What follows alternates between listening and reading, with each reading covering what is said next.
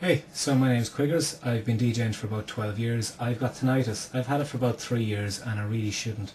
I owned a set of ear protectors at the time because I was well aware of the risks. I was doing sound engineering at college and DJing at the same time. And I went doing a 21st in a marquee. It was a cold night. I had to set up the speakers really close to me because of the shape of the marquee and the way food was being laid out and things like that. And had to have everything up full because with marquees the sound goes straight out through the canvas and doesn't bounce around like inside a function room or whatever. And woke up the next morning ringing in my ears, thought that would go away, didn't. That afternoon, still there. That night, still there. Trying to go to sleep with a horrible whistling in your ears is something that's really awful. And what's worse is that it's in the ear that was closest to the speaker rather than in both the same. And as you'll hear, I've done up a little sample of what tinnitus sounds like. My voice will be on one side of this video and the sample will be on the other. It's not nice, is it? You'll be tempted to turn that speaker off. You'll probably be tempted to turn me off completely, and that's fine. I'd like to say thanks to Ella Skins for bringing this topic up, and I'd like to share a couple of things that I use to try and alleviate it. I have these now for when I go out to nightclubs and bars with college mates. You pop them in your ears.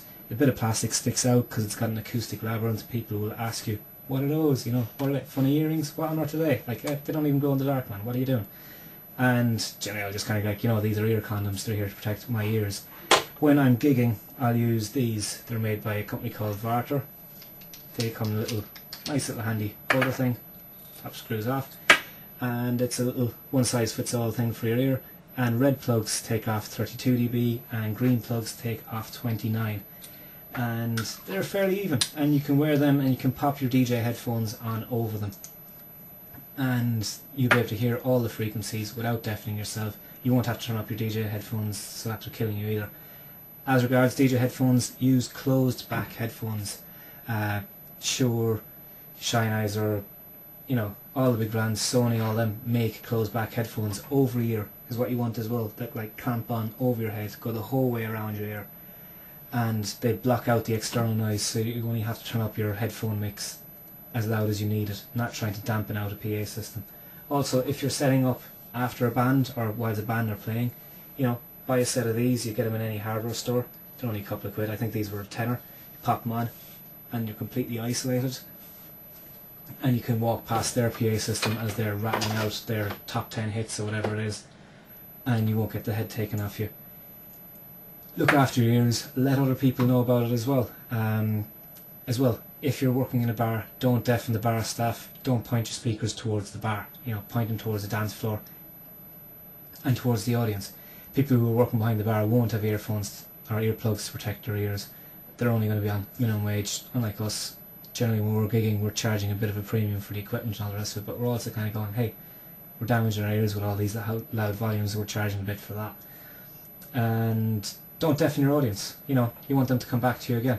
If you take the head off them with sound and have it so that they can't hear anything for 2 or 3 days after, or forever have damage in their ears, then they're not going to thank you for it.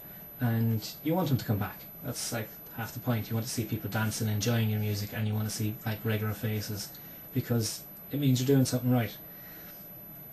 Don't bring PA equipment that isn't needed. If it's a small venue, don't bring every speaker and amp you own. And even if you do have everything with you that you own, and it's a fairly big venue, don't turn it up full straight away. Start out quiet. Wait till the room is full before you're up to full. And even then, it's only if the room is big enough. Don't be frightened to spread your speakers out away from you as well, because distance and sound is a huge thing. Every doubling of distance quarters the power. And the way your inner ear works is only 3 little hairs for each frequency, and if you pluck one of them, or break it, or pull it really, really hard, that's when you get tinnitus. It keeps telling your ear that, that sound is still there, that little hair is still pulling, man, that sound is still there, and you don't want that. It's horrible. You're trying to go to sleep and all you can hear is the horrible ringing that you can hear in one of your speakers now as I've done it up. I'd like to say again, thanks to Ella Skins, because, this topic does need to be brought up. More and more young DJs do need to know about it. I think, realistically, some of the big names in the industry will definitely have this, because they've been gigging for 30 years and they didn't have ear protection when they started out, and they should really be pushing it at people as well to kind of say, protect your ears, you're going to need them. I work with a DJ society in college and I tell all the young DJs there. Some of them laugh at me, some of them have taken it up. Generally it's after they get the first bit of tinnitus that they take it up, and that's a pity. But it's better to take it up when you first notice the signs than after you've done real serious damage, because it can lead to almost total deafness.